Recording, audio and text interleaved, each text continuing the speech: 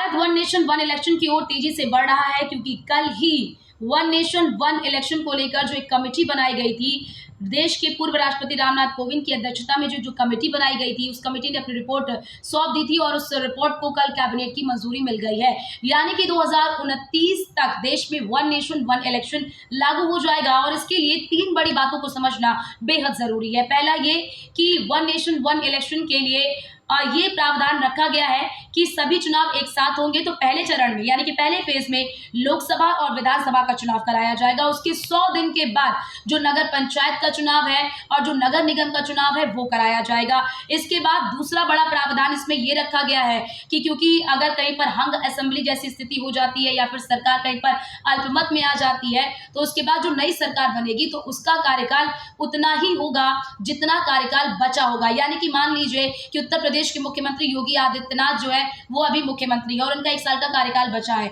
लेकिन इससे पहले अगर हंग असेंबली हो जाती है, फिर अविश्वास प्रस्ताव लाया जाता है, दूसरी सरकार बनती है, तो वो दूसरी सरकार भी केवल 1 साल के लिए ही होगी। तो ये दूसरी बड़ी बात इस रिपोर्ट में की गई है। तीसरा ये किया गया है कि विधानसभा का जो कार्यकाल है वो बढ़ाकर 29 यानी कि 2029 तक कर दिया जाएगा।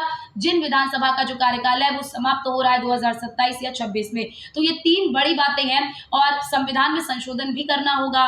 बड़ी बात यहाँ पर ये भी कि बिल तो मान लीजिए अगर बीजेपी सरकार बिल लाती है सदन में, तो इसके लिए क्या आसान है, यानी कि क्या बीजेपी के लिए आसान है इसे दोनों ही सदनों से पेश करा पाना? नहीं, क्योंकि अगर लोकसभा में पेश कराएंगे तो लोकसभा से पास करने के लिए 362 सदस्यों की सहमति चाहिए, 362 जो है वो वोट चाहिए। और राज्यसभा की बात कर ले तो राज्यसभा में 163 वोटिंग चाहिए, यानी कि 163 वोट चाहिए। और वहीं इसके अलावा भी 15 राज्यों की जो विधानसभाएं हैं, जो विधानमंडल है, उनसे भी अनुमति बेहद जरूरी है।